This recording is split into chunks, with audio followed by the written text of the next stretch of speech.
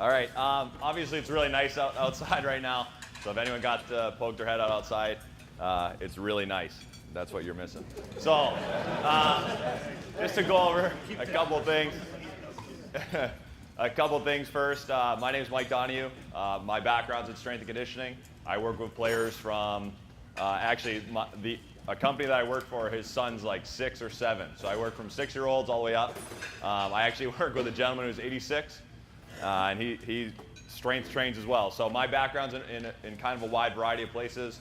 I've also worked with Columbus Blue Jackets organization, their minor league team in Springfield, Mass. And then I also worked a little bit with the Florida Panthers organization at their development camp.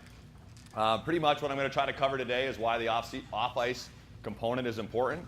If at any point anyone has a question about it, or a specific question that you think is going to be more important than what I have planned, go ahead and go for that. I'd rather make this as seamless for you guys as possible and hope you guys get something out of it. So that's my background a little bit. I've been doing it for about 8 years now. I've seen a whole lot of stuff. I've made a ton of mistakes. Hopefully my mistakes, I can kind of fast track you through it here. With off-ice training, a lot of times people think right at the beginning, and it's funny that a question had come up about some of the off-ice components. Like off-ice training is not banging weights. Like that's not off-ice training, right? Weights and training are not simultaneous. They're two totally different things. So when we talk about training, what we're trying to consider is we're trying to say, hey, look, we've got some sort of task that we need a better person or player or athlete for. Let's look at what that task is, and then let's try to train qualities of that specific task. Okay, so for this instance, the sport of ice hockey, we kind of say that a general athletic individual will do good at hockey. Like I'm still convinced if somebody taught, maybe even Paul Vincent, and that's a little biased because I work for him, but if we got LeBron James to strap up some skates and someone taught him how to skate, he'd probably be the best one going on the ice, hands down. Because he's big, he's fast, he can move. I think he jumps like 37 inches. Like that's impressive. 37-inch vertical is really impressive. Someone taught him how to skate, I bet he'd be the best one.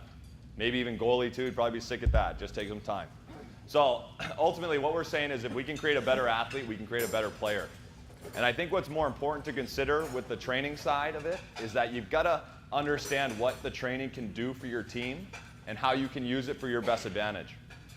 So we talk about this all the time, and I started working with USA Hockey and Mass Hockey, talking about what structure, what resources can we provide you guys online? How many more videos can we make for the YouTube or for any of the websites that you guys don't click on and don't go see?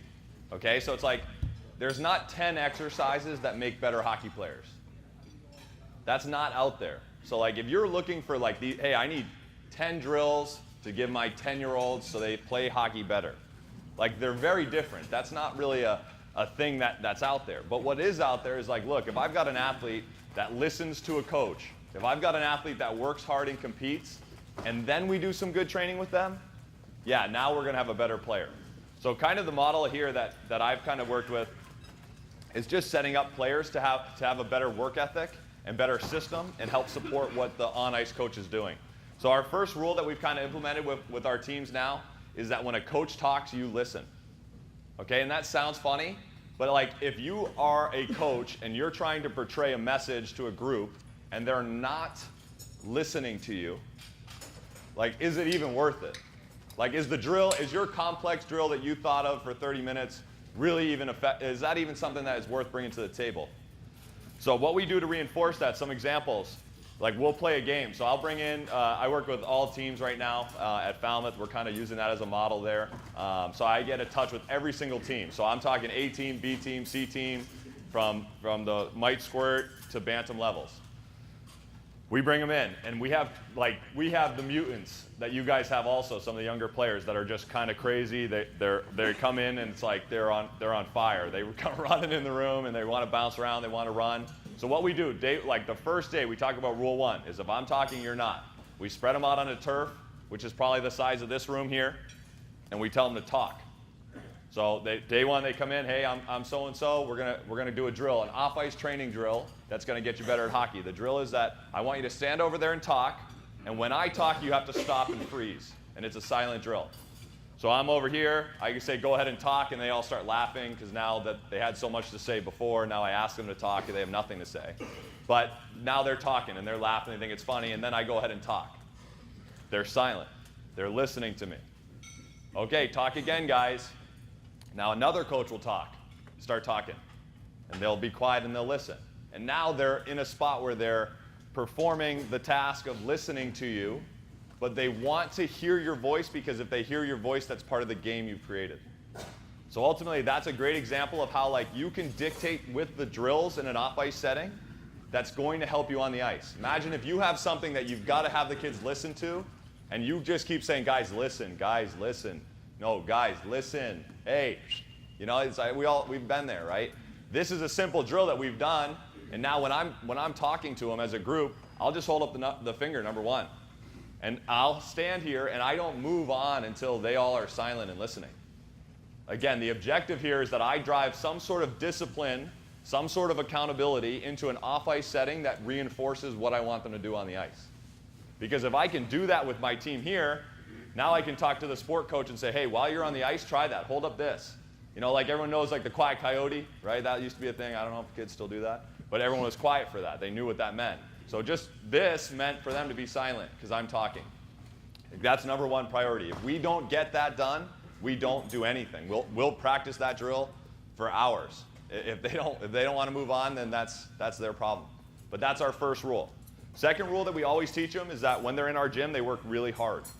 Okay, a lot of times I think people they underestimate the hard work or the work ethic that has to come with some of these sports, right? I mean, the panel that was just up here, they worked hard. I bet you some of those older guys that played didn't train a good day in their life. They didn't have a model that was hey, this is a design, there's science, there's people paying for research, and they did good training. They just worked really hard. Now what's happened there is with that, they built that work ethic. They built that culture of, look, if I want to get something, I've got to put my efforts into it. So again, our off-ice model that we're talking about has to have that. We can't go to 10 good drills if they're not going to work hard at those 10 good drills.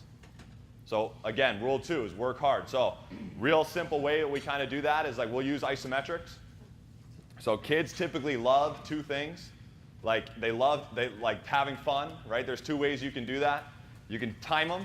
If there's a time component to it, you say, hey, run to that wall and back. They do it. You say, hey, I'm going to time you now. They're all, oh man, and they get ready because now it's serious. So time is huge. So we'll use time with kids a lot. The second way that we kind of do it is a competition. So hey, race Billy, got it. It's now I don't want to lose to Billy, so I'll race him. So 2 ways that we kind of create this hard work ethic is time or competition. We'll do isometrics, so the movie Miracle, right? That's a movie that shows the wall sit where they're passing the ball. It's kind of a funny spot, but they're doing a wall sit, right? If you ask that team, hey, let's see who can wall sit the longest, build in a reinforcement where, hey, if you win this, there's an advantage for you to win it. There's some sort of reward for being the hardest working person.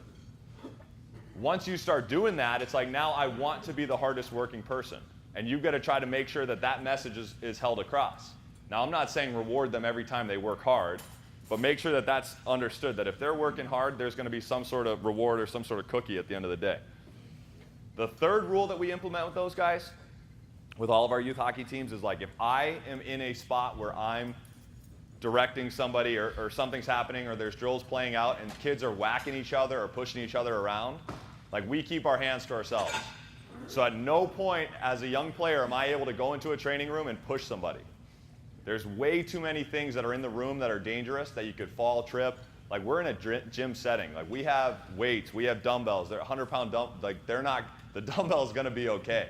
The kid that hits it ain't going to be, right? So that's our rule there. We say, hey, look, during training sessions, if you're going to put your hand on somebody else or you're going to go ahead and take that time to push and shove somebody, that's not acceptable. So those are our 3 things. Anything that we choose that has any ounce of training is built around those 3 things. And if you have that as a coach already and you have that kind of structure set up, it's effective. But if that accountability is not there, it doesn't matter, right? If you have 12-year-olds that are great hockey players, but they're not competing, they're not great hockey players.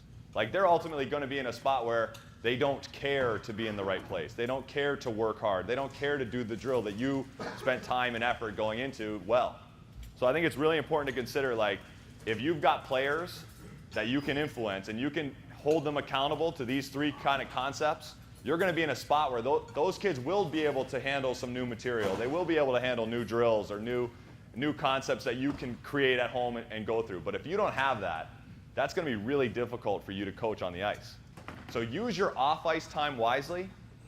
Another example of a drill that reinforces that, we do this day one with our kids. So they come in, they're all excited, they're in a gym, it's a new environment.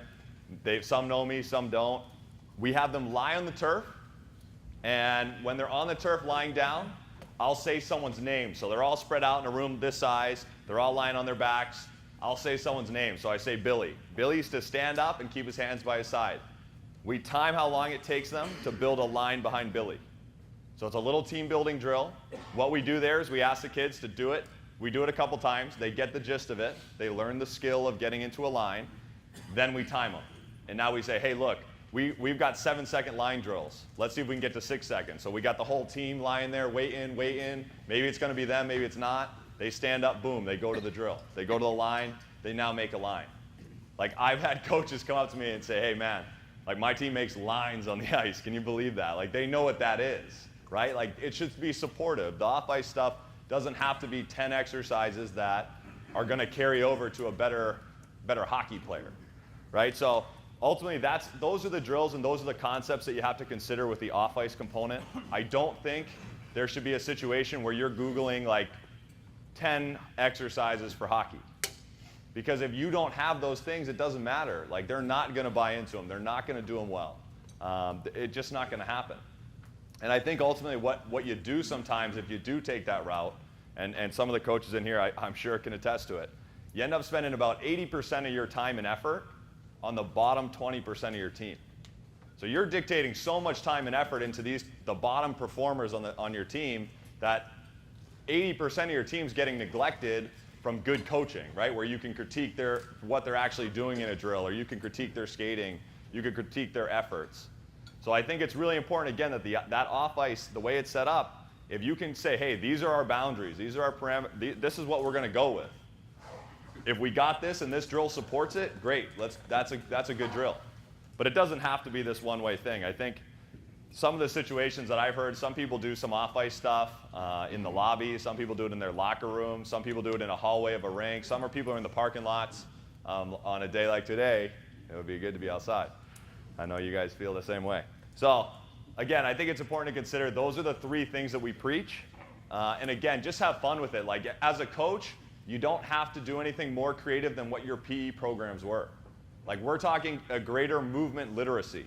We're not talking like, I need 100 squats with big weights on your back to get you stronger and faster, right? Like, just have fun with them. The tag games, any capture the flag, like play team handball, I think has been a sport that kind of comes up where it's got a lot of a good area for hockey players to kind of learn how a game flows with a ball in their hand, okay? So like, those are things that is good off-ice training. Like, don't overestimate that. You don't have to find this like #1 program.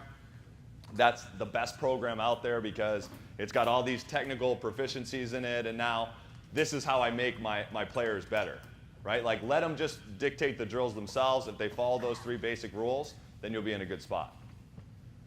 So I just want to play a quick video here, and hopefully this runs up here. But ultimately, this is a video here of a team I work with in Falmouth. So this is 2 teams. This is a Bantam B or C team on the far side, and this is a girls U14 team. Both of the teams, this is their first day with me, and we set this drill up pretty quick. There was not a lot of instruction, not a lot of time talking. And if we could, I don't know if you guys can see this.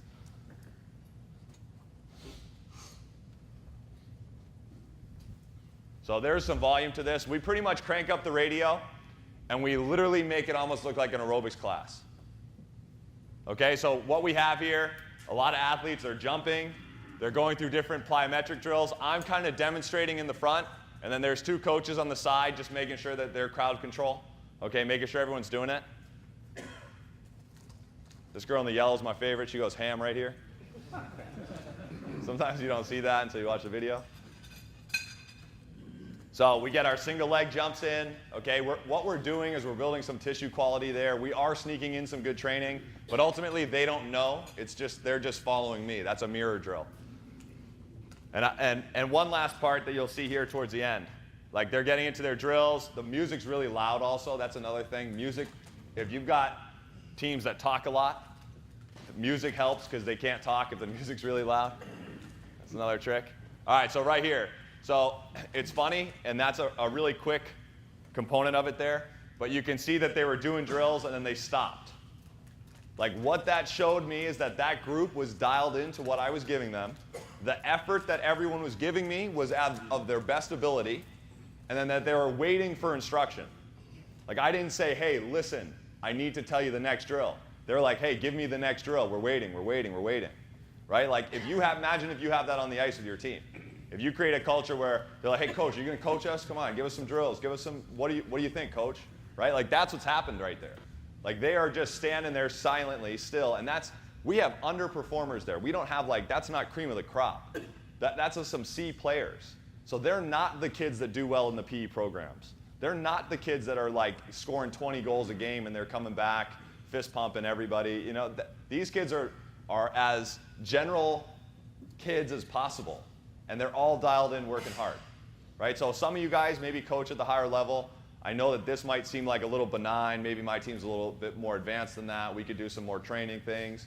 But a majority of the people that we're talking about are right here. Like they're dialed in, they're focused, they're having fun, they're doing the drills. Then we reward that intrinsically. If somebody does well there, we'll have them be the person that gets mirrored. So instead of doing like a dynamic warm-up where they get in 3 lines and they go through these like drills that really don't do anything, but we do that, and like kids are warmed up, they're sweating, they're getting a lot of different movements. We're building that movement literacy that we kind of talk about here, and they're ready to play a game or practice, right? So with kids, we oftentimes talk about this, spiking kids up to have them come down. So if this might be a little bit of a off topic, but if you've got kids that are traveling, say you travel an hour, and some kids are in the dumps, some kids are slowly getting going, and other kids are all fired up, you got the team in a different level.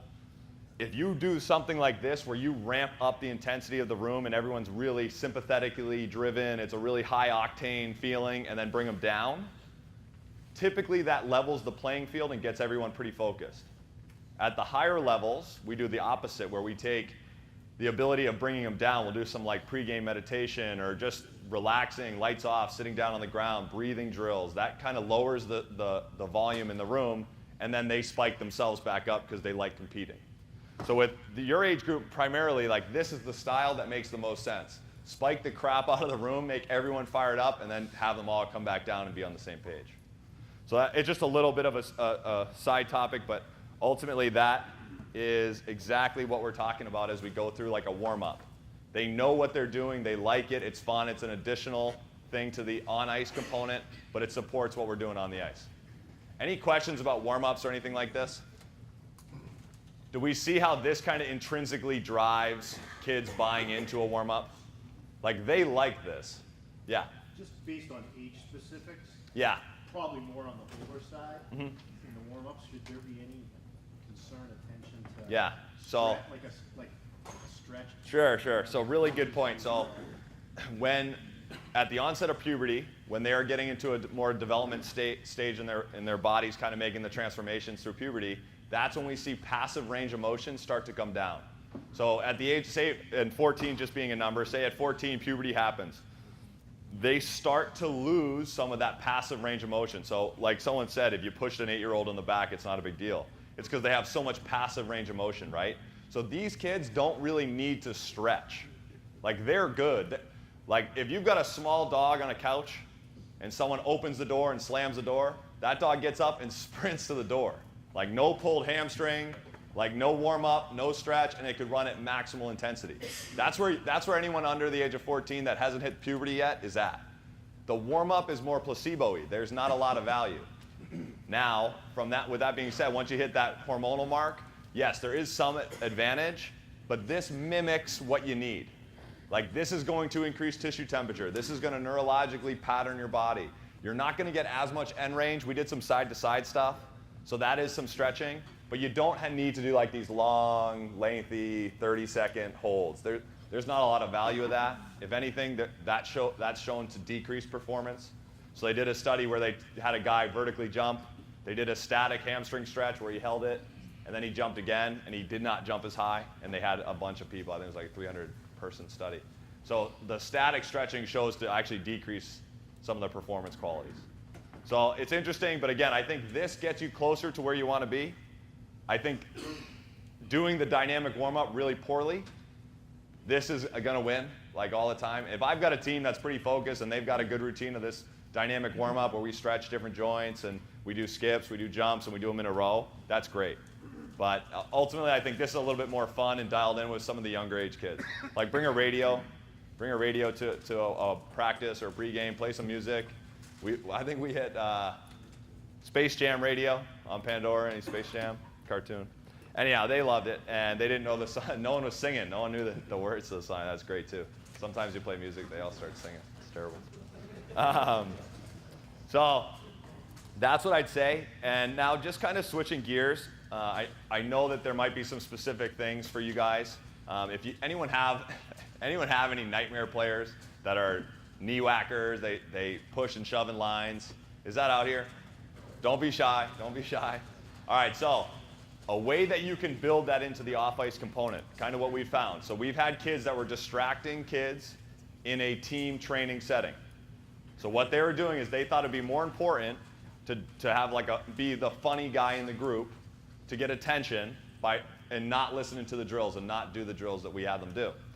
So we came up with a solution for this. So what we did is most of the time the kid would distract everybody, and we had to deal with that, and everyone else is sitting there waiting. So what we did is we created a ring, a circle, and we called it clown time. So this was built into the practice. It was on the whiteboard. So we knew that Billy was going to be the clown of the day. He was going to push and shove everybody. So what we did is we got 2 foam rollers, like the long, everyone know what a foam roller is at this point? It's a cylinder, a black cylinder. They're about 36 inches, really kind of wide to hold. And we did foam roller jousting in the middle of practice. So instead of Billy, we'd call Billy out. So everyone else would be in a push-up position. And me and Billy were in the middle jousting with foam rolling. So first off, I had a blast. I was whacking the crap out of Billy with his foam roller. And B, Billy's trying his best to hold on to the damn thing and swing it back at me. What he was doing is he was working out. Now, he was not in any physical shape that I would say is like, hey, that's a normal athlete. He was deconditioned for sure. And he needed some movement stuff. Anytime we did a drill, he wasn't a good drill doer because he wasn't in shape. So we built that into a practice. So now instead of Billy feeling the need to distract and push and shove, he'd be tired in the circle when I'm done, and the whole team's doing a push-up position hold. So they're all cheering for either me or Billy. Now Billy's getting good reinforcement for being the clown. He's working hard because he's trying to hold the thing and not get hit and try to block himself. And then the whole team is kind of embracing Billy being the clown. And what we found is after doing this for a couple weeks, Billy didn't want to be the clown anymore. He was bruised pretty much, probably. But I'm whacking him, joking around, and he's going to defend it. And it was so much effort that he'd rather just perform in the drills and do the workout instead of doing clown. So we'd have clown time. Billy, look, nope, not today. I'll just do my push-up. But so we built it in. So again, what it shows is like you don't have to. If you have that kid that is constantly the same kid that is distracting, build it into practice. If you build in and make it, like we called it clown time for a very specific reason. Like it's a clown, it's a show, you're doing this to coax, but we had the whole team buy into it. So the whole team is at a spot where they're supporting clown time. So he's getting his attention, he was getting his workout, and ultimately he was in a spot where he didn't want to do it anymore because after a couple weeks it wasn't his best intention to be the clown. He found it better to just be a part of the team. So that's a simple way to kind of build into it. I would guess a lot of us have more than one clown. Yeah, so we would rotate them. We'd rotate them in. So we would do the circle. If you wanted, like we'd have an on-deck clown line. So that's what we did. They would be on the outside and they could push and shove each other. That was okay. Like we built it in. But if you didn't want to be a clown, that's fine. You got to be in a push-up position. And that's just one example, but we deal with it quite a bit. What's interesting is in an off-ice setting, you level the field with Billy. because maybe Billy isn't the best skater. Maybe he's not the best puck handler.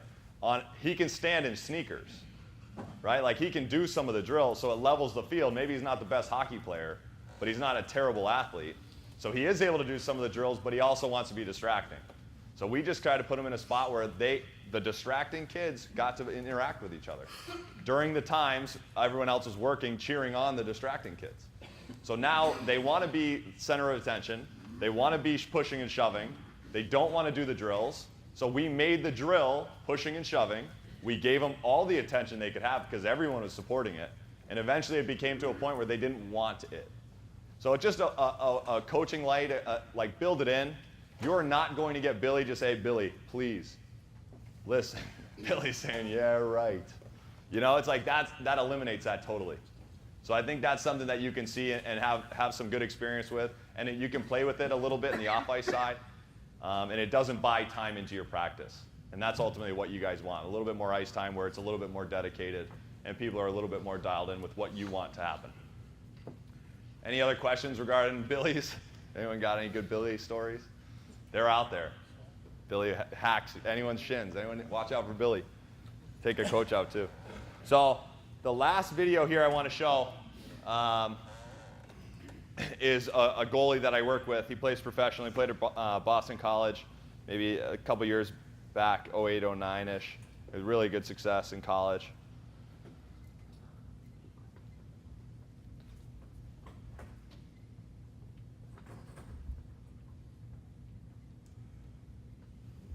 So what this is a player. I asked him for permission to use this. Is John Muse, if anyone remembers. Boston College, he was a big-time goalie for BC. I think he, as a freshman, won everything, like Hockey East, Beanpot, National Championship, MVPs of those too. Instead of doing his conditioning on a bike that day, so you can see the screen behind him, that little yellow square. If we can kind of see that, that's his heart rate. So we were monitoring his heart rate. He's doing that drill. How many people in here would say that's a goalie-specific drill? How many people? Be honest. Put your hands up if you think. That's a goalie-specific, right? What I want to be cautioned with, sport-specific training is the sport. Okay, so yes, he is a goaltender. So I respect the fact that his job isn't done on a bike. His job's done moving more side to side in a crease, or forward to backwards in a crease. We're doing that as a conditioning principle, but that is not goalie-specific training. It's not. He doesn't have a helmet. He doesn't have gear. He's not on ice, and no one's shooting pucks at him. Goalie-specific training would be the things that make goalies goalies. What is their job? Okay, stopping pucks. There's no pucks there. There's no helmet. There's no anything. So yes, this gets a tad bit closer to what he's doing in a net setting, but this is not goalie specific.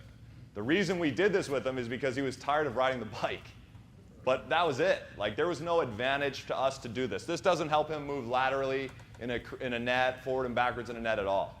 Again, it's just it's a variation that we use. So be careful. Some of the stuff out there can get gimmicky. The hockey-specific strength training programs. If it's on the ice and it has hockey, sure, maybe that's one of them. But that, in order for it to be hockey training, right? We do a thing in hockey where we cross-train. So we use weightlifting, which is another whole sport, to get better at hockey. So imagine shooting basketballs does not help you shoot pucks. Lifting weights does not necessarily make you better at hockey. Our better weightlifters in the summer are our worst hockey players at the higher levels. I mean, this is out of a pool of about 40 Division I guys that I work with in the summer. They're not, the guys that are the best in the gym are not the best on the ice. I've yet to see it, okay? So what you gotta understand is, it's important, some of the off-ice component is important to training, but it's not the show. Like, this is not this is not gonna help John Muse save any hockey pucks ever. Because it's not on ice, there's no pucks involved, there's no threat of a puck shooting at him or anything like that. So I just wanna show that because I think a lot of times there's some gimmicks out there. And I think it's funny to see it because, yes, he is doing some goalie drills, but that's not goalie training, right? When we talk about strength training, there's a very specific intervention with it, and make sure it supports the main message, which is typically on the ice for hockey. Any questions about any of the goalie stuff? We good with that? does anyone do off ice as of now with their teams? Does anyone actually take some time out? How does that go? Can anyone kind of speak on that? Has it helped? Has it hurt? Is it supportive? It's part of our program. Yep. It's a military program, so we do it before one of our practices, and we go to practice after that. Yeah, I think like that's like where I'm at with Falmouth. Yeah, go ahead. I think it's a good team building event because a lot of times, hockey practice, everybody's one day, you get gear on, they're out on the ice. When you show up an hour ahead of time, it gives you the time where, because we coach in a community league, so kids are 3, 4, 5 different talents. So they don't see each other in school, they don't see each other in passing. So it gives them a little bit of time Yeah. to be themselves, goof around. More but context, also yeah. Get some training done. I would say try it. I mean, I don't think it has to be a technically built program, okay? If you do 20 minutes of some sort of physical activity before your practice or after a practice, that's perfect. And I think what you find is you talk to some of these guys that do it, it's like the team is a little bit more ready before they go on the ice. The kids know each other. Maybe the best player on the ice isn't the kid that's the best off ice, and now he feels more confident to be a part of the team. So there's a lot of value in that. Again, and I think what's interesting is like starting to hear this. That used to not happen at these things. There used to be not a lot of hands kind of being brought up. It supports the fact that we talked about if you train in the beginning of the season and do a lot of athletic things like an off-ice program or something that's different, you're still creating a bigger picture athlete, which is that long-term development model, right? Let them be a good athlete first. How do we do that? Well, we do an off-ice thing. It allows for a little bit more hockey-specific training, but you're also not missing anything, right? Because the worst part of that is when you have a really good player that doesn't have the physical literacy to be a good player at the next level. Yeah, do you have a comment? Yeah, we also do it before our games. Yeah. So whether we're home or away, we'll do that, 15 minutes and stretch out and Yeah. get prepared. It's like that's the biggest word. It's about preparing for the job. Like that's the biggest thing here. Like the off ice should support the fact that you have to go do a task, right? Like that's our message. And I think that's what, it doesn't need to be looked at more than that. Don't make this the big show. Like this is not goalie training for John Muse. We just give him a very generalized program that has some of the concepts that he needs to work on, okay? And at last, before I let Doc kind of come up here and talk a bit, don't be afraid to take that 20 minutes and talk to them about concepts or things that they might be having in their life, okay? Like the iPads, the schools, concepts like that. Like bring that to attention. See if that's something that comes up. Like ask them good questions. Sit the team down. Hey, we're gonna do a 10-minute of some sort of imaginary show where guys will present. We'll do a video or a dance off. Like if you got younger kids, we've done some dance offs before. Like it just changes the pace of it. Okay, there's a lot of value to doing things that are a little bit different than the normal routine. Okay, some variability we would call it. So we've done some like examples of that would be like a meditation thing where we say, hey, we're gonna quiet the group up. We're gonna lie on our backs and we're just gonna breathe.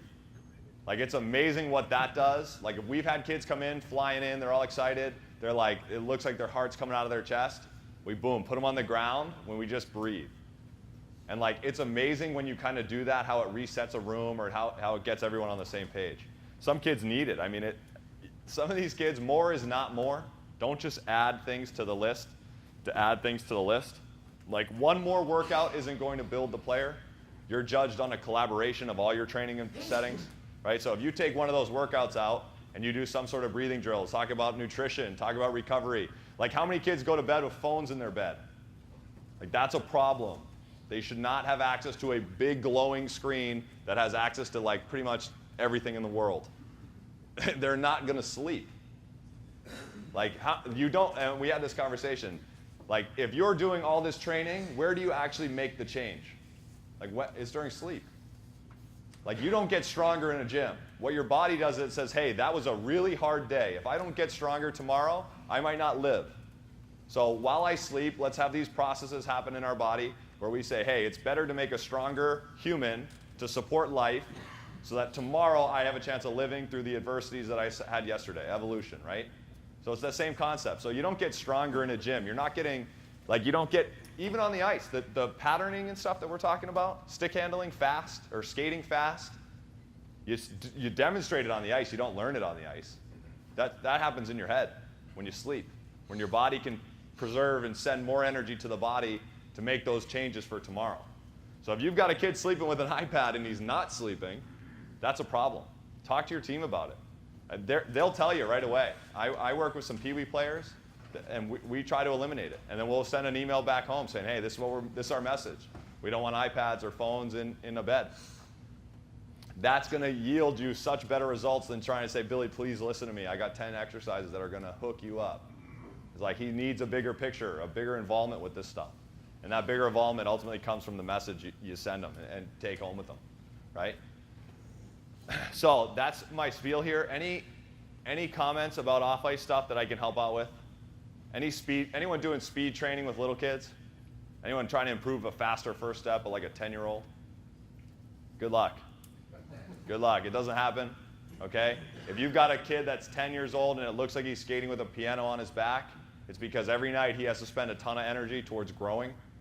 So he doesn't demonstrate energy on the ice because he uses that to grow, right? So know that some of those things aren't going to be out there, okay? When you've got a 14, 15-year-old that's hit puberty, build the muscle mass, make them stronger, make them faster. If he doesn't have those things there, your best mode to use is things that make them tired. So do drills that are a little bit longer in duration, not these short sprints, because it's not going to happen. Their body's going to choose to grow, not get better at skating on the ice. All right? So that's kind of my spiel, and I'm going to switch it over to Doc here and let Doc kind of break down some of the safety stuff that I think is really important as well. Thank you guys for your time.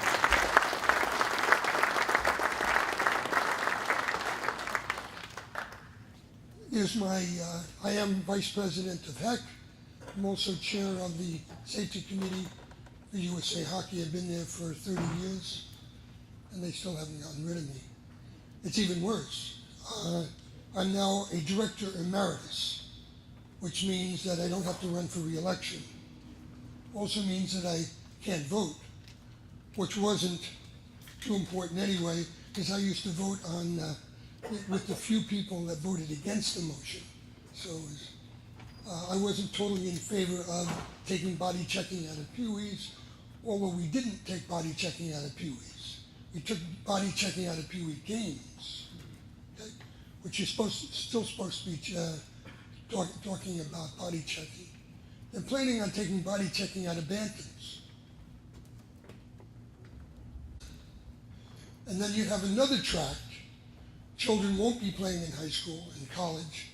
There's no reason for them to body check at all.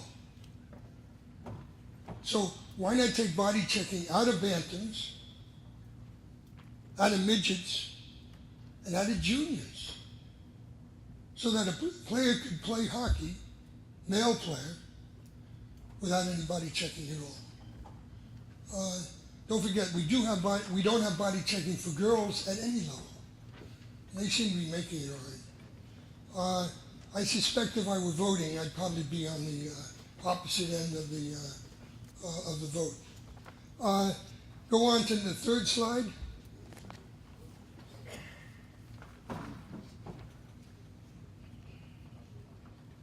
Topics. We're not going to cover all this, but I'll mention everything. Concussions. We'll talk about that. CPR training for doctors, not doctors, for physicians. By the way, are there any doctors here? How many people here are certified in CPR? Is there a doctor over there? Doctor? Okay. I'd just like you to be where I know you are, so in case I need you. Everybody here should be certified in CPR. And also make it a team event. 10 years or above, they can do CPR. CPR, Heimlich, and AED. You're more likely to need their help than they are. So indeed, make it demand them that they have CPR training. There are high schools here in Massachusetts that require CPR for graduation. And just because you're a doctor doesn't mean that you need to have CPR training. So the MD behind your name doesn't always help if you're a gynecologist or some other thing that won't have anything to do with resuscitating anybody. Okay. And then we'll talk about the Heads Up, Don't Duck program. You might notice the shirt I'm wearing is the Heads Up Hockey, Heads Up, Don't Duck hockey shirt. And you'll notice on the sleeves are two promoters of the program. One is Mission iTech, or one is Mission, the other is iTech. Both of those companies are out of business. We need a new shirt. So there. As far as the Heads Up, Don't Duck, we still have the paralyzing injury. It's 22 years since Travis Roy broke his neck. And I have seen Travis since that time. He comes in his motorized wheelchair. We have lunch. I do have to cut his food and feed it to him. But he is a hell of a speaker. And he's a very courageous young man. It's a terrible injury. And it's not like it went away. We had an injury to a Norwood High School player. And then more recently, we had an injury to a woman player in January of 2016 at Gillette Stadium. She went into the boards. She's quadriplegic. Quadriplegic means that you have no use of your legs and maybe your arms. It depends on what fibers have been cut. We'll talk about that more. Some of the first response. You are the first responders. Now, why are you the first responders? Because the other players on the team aren't going to respond to any player that's been down. The referee isn't going to do that. He's the only guy there that's being paid. He's not going to take any part of trying to resuscitate or help a person that's down. That's maybe not totally true, but basically they're not responsible. The other coach could care less. Okay? So the important thing first is when you go out on the ice, because you're going to have to go out on the ice if a player's down, is don't argue with the referee about the fact that he didn't call a penalty, because that won't help the player on the ice. And you have to do certain things. It's see if the player's awake or asleep. And if the player is down and asleep, that means he's in coma, don't turn the player. Call 911 and they'll turn him when they get there. If he has a broken neck, you'll make it worse if you turn him. Don't take the helmet off. When they escorted Travis Roy off the ice, he still had his helmet on. Let's go to some other ideas. Basic ideas. Injuries are not part of the game. That's not the purpose. If you want to knock somebody out, you actually box. So that's not the purpose. I think Roger mentioned it. The purpose of body checking is to separate the player from the puck, not to separate the player from consciousness. That's true. Let's see. Coaches are our first line of defense. You people can help to prevent injuries, especially catastrophic injuries. The Heads Up, Don't Duck program. You should have a few minutes every practice practicing Heads Up, Don't Duck, so the player remembers. When I get at games, sometimes I see players pick their heads up when they get to the boards. And I asked the player later, so why'd you do that? He said he saw that poster or he heard something about Heads Up, Don't Duck. And I think that's something that we should be doing. It's in 2008, Jay Pandolfo went into the board. He's playing for the Devils at the time. He's from Burlington, Mass. And before he got to the board, he picked his head up. And indeed, the announcer mentioned that they had a program up in Canada, the Heads Up, Don't Duck program. Because it wasn't in Canada, it's right here in Massachusetts. We started it in 1995 after Travis Roy broke his neck. And by the way, he didn't break his neck, and he went in pretty fast. It's not how fast you go in. The speed is actually walking speed. Usually 4 miles an hour. For me, that would be 8 miles an hour. But indeed, you don't have to be going in fast. In fact, there's a story about a basketball player playing in a league in Greece, a professional league. And he fouled out or did something wrong. He went over to the sides and hit his head against the wall. just banged his head against the wall. And he broke the fourth and fifth cervical vertebrae, and he's quadriplegic. So while that's funny, it's not so funny. And players have a right to know what injuries they could receive, and that's simple. Also, as far as it's been suggested that we shouldn't teach coaches about first responder, because that would make USA Hockey responsible if you do it wrong. That's an interesting concept. However, it doesn't follow law or any common sense. We're in more trouble in USA Hockey if we don't make an attempt to make you good first responders. We're not asking you to be doctors. And sometimes some doctors aren't very good at first response. So indeed, we just actually pay a little bit of attention.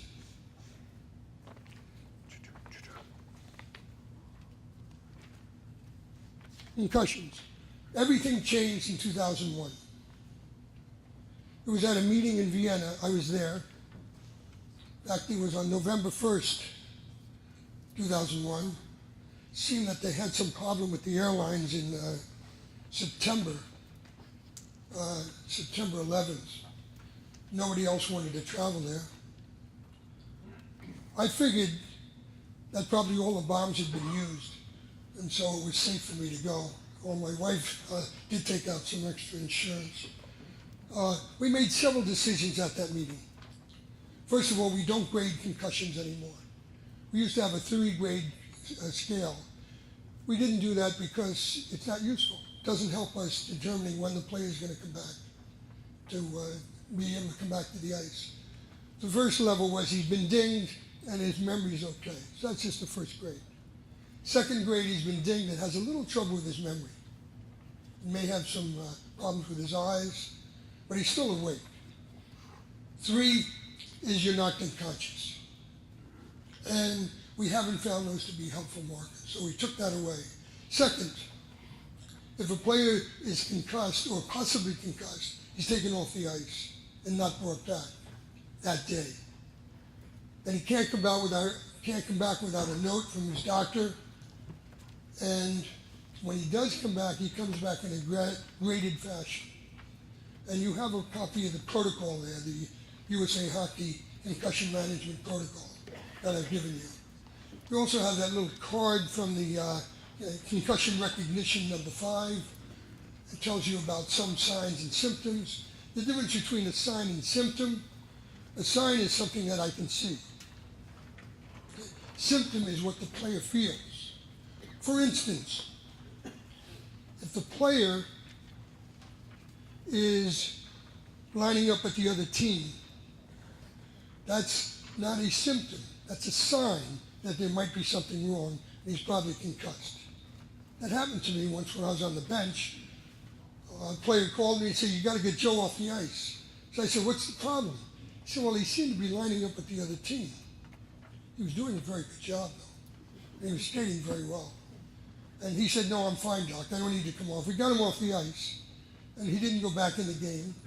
And 2 hours later, when I spoke with him again, he had no memory at all of anything that happened. He was concussed. I never saw the hit. And indeed now, in all 50 states plus the District of Columbia, we have rules pertaining mostly to middle school and high school interscholastic athletes that they have to do something about managing concussions. Every state is a little bit different. Minnesota, it's all athletes under the age of 18. In Massachusetts, it's all high school and middle school athletes.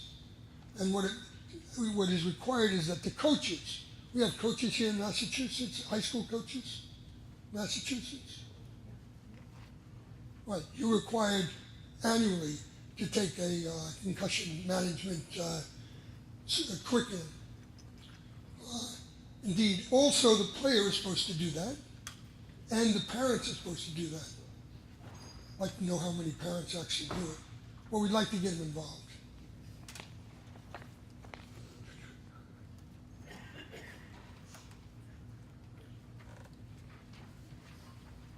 There's a bunch of materials out we have this stickum that USA Hockey puts out, tells you signs and symptoms, and also gives you some information when you put some phone numbers. You can put this on a clipboard, and you actually have that information handy right away. This is the concussion recognition tool. You should study that. Fine.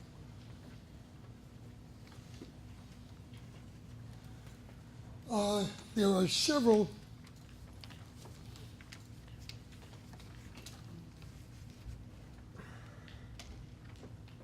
I can't get the pointer to work. I didn't see it working before. Did anybody there in the back see the lower end of the slide? Yep. Good.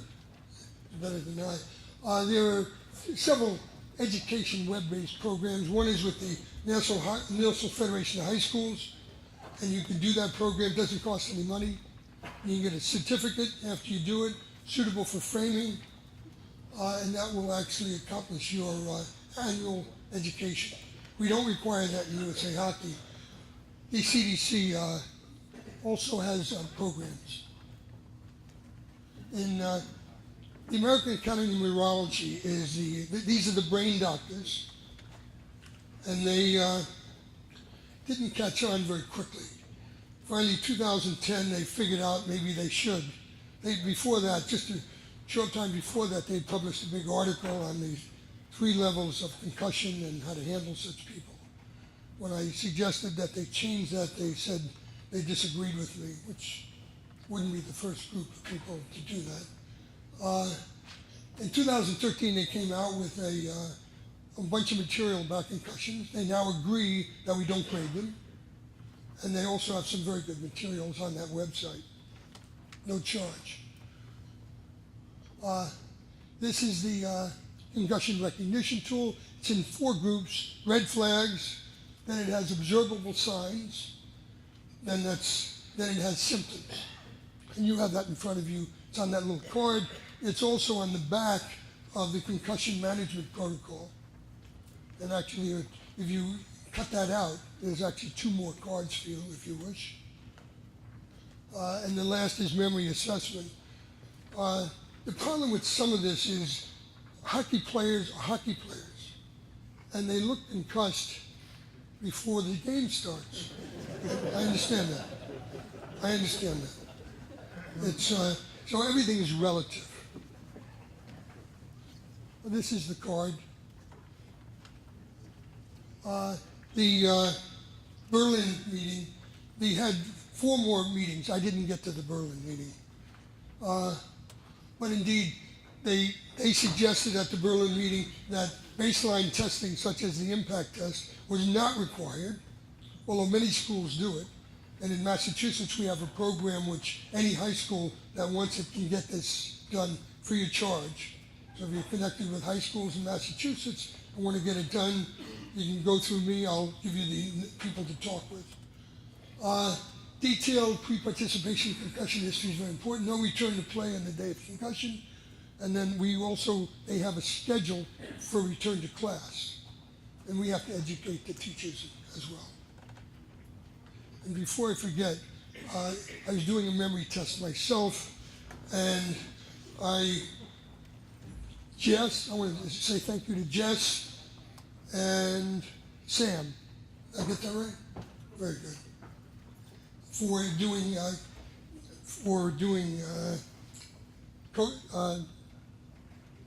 whatever. It's the first time that I've ever had that done when I'm giving a speech, and I don't know if it comes out louder or less loud. It depends. Also, a player that I was connected with, Tony McGahee, is here, and I was with him. For 23 years, I went with the Team Massachusetts. Travis Roy was, as I said, one of the players I was with.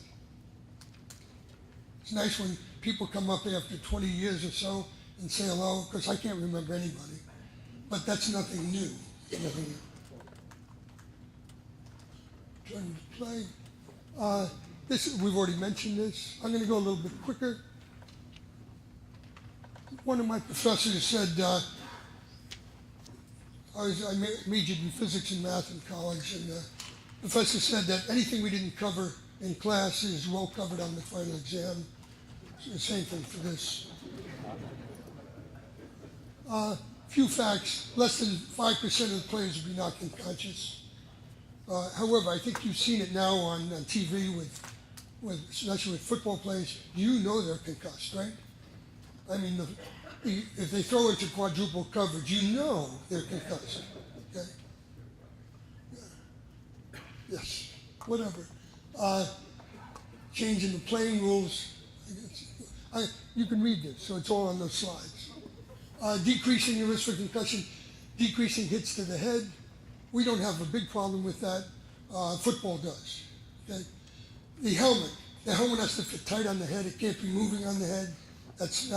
It'll provide more protection if it's not moving on the head. 3, hydration. Hydrated players will have less concussions. Okay? Also, they score more goals in the third period. I have no proof of that. It just sounds good. My feeling is they do get dehydrated, as was mentioned before. While I was on the bench, I was on the bench for 7 years with our Junior Selects program in Canada. And whenever when a player came off, I would always give them a water bottle. Almost 90% of the time they would accept it and take a drink. I think they do become dehydrated. And it's your job to make sure they're get rehydrated. If a player is thirsty, that means they've lost 2% of their body weight and you're already behind. And some of the people who are speaking before me have mentioned hydration. Hydrated players play better. Mouth guards, they're not proven that they're useful. However, I still feel that it's helpful if they have a mouth guard. Certainly it helps to prevent lacerations of the buccal mucosa and the tongue, and also may preserve some of the teeth. So I suggest that and the mouth guard that they wear should stay in the mouth without having to keep their mouth closed. Although the referees like it when they have those bite and boil mouth guards, because they know if they're talking to them that they haven't gotten their mouth guard in. So that the mouth guard should stay in the mouth. Respect for others and playing rules, observe the rules. These are signs as seen by the coach. Notice I put in there on the bottom on that on the right side, lines up with the other team. And these are symptoms which the player feels. I'm going to go quickly. Everybody needs a sport concussion management program in your program, and you could use the one that I've just given to you. A concussion education for parents, players. I think he asked for parents to do this. They may like to learn about concussion. They've certainly heard enough about it and read enough about it. And indeed, you can do the National Federation of High School program or the CDC program. Players should never return to play when symptomatic. When in doubt, sit them out. Graduated return to sport. This is a graduated return to school strategy. This is new. And if you do have a problem that's been having problems with concussions for multiple weeks or months, this is a website that you can go to maybe get some help. Patrice Bergeron got sidelined because of a concussion, spent almost a year out, came back, got concussed again, then spent 2 months out, and is back. And he's playing right now, and he's pretty good. He's my idol. And also, I like to use him as an example that you can come back from a concussion. However, there's another fellow that played for the Bruins, Mark Savard, who's not doing that well. It depends on the person, okay? You see a guy like Brett Lindros, he's a big guy, and he probably thinks that nobody's going to hurt him, and they do. However, his brother Brett also got knocked out because of concussions. So maybe it does have something to do with the genes. I also have another theory. We talked about small players being hurt by big players, and they mentioned the small players that are coming out of Boston College and becoming high scorers in the league. I have a theory. it's just a theory, that small players may not get hurt as much as big players because the small player knows that he's small, and so you got to get out of the way. The big player figures he's the biggest player, that nobody's going to hurt him, even if he tries to smash you into the boards. So he tries to smash into the boards, the player ducks, and he breaks his wrist. It's sort of poetic justice. I don't have any proof of that, but it's a study that somebody should do.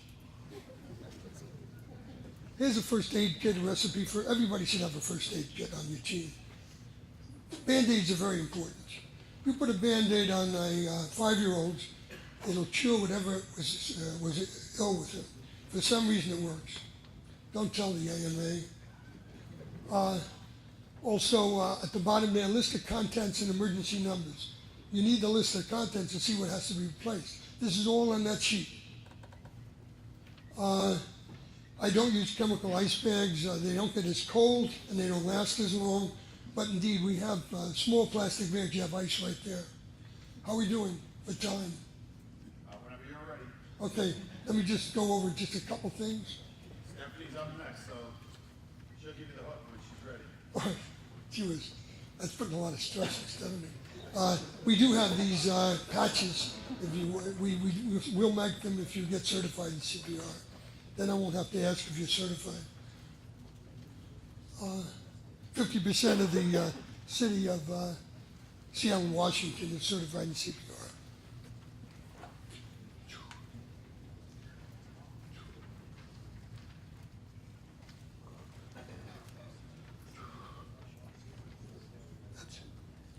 Let me see if I can get this to work.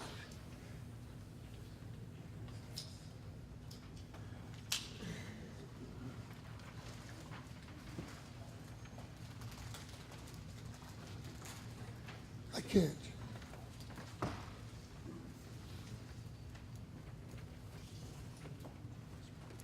Okay. It's a very nice animation. You can see it on the USA Hockey website. Shows when going into the boards with your head down, you're liable to break the fourth or fifth cervical vertebrae. And what happens is it's not the breakage of the vertebrae that causes the problem. That vertebrae then serves as a knife to cut the spinal cord. Okay? Whereas when you put your head down, you straighten out the neck, and the axial compression will actually break the bone. If you keep your head up, you're less likely for that to happen. So heads up, don't duck. And this is Travis Roy in 1995. This is the lookup line. That's Tom Smith looking at it. It's his idea. As I tell people, the only reason I didn't like the lookup line is that I didn't think of it. But indeed, he's done a great job. He was injured himself, and he feels that he wanted to stop it in some way. This is a warning line. Some rinks have it. It's not mandated. In Massachusetts, Mass Hockey will actually pay for the paint. It's about $500 worth of paint if you want to put the lookup line in. So if you're in Massachusetts and have a rink that doesn't have a lookup line, see what you can do.